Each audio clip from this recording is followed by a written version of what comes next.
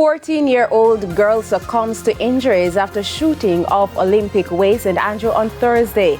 Good evening and welcome to this Good Friday edition of Primetime News.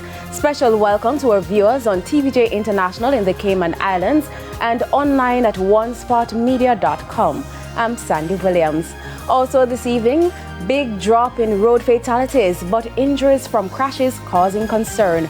And beach closed on public holiday because of water quality issues. Vendors complain about losses. There's also sports and weather in this newscast, so stay tuned. I'll have the news in detail right after this break.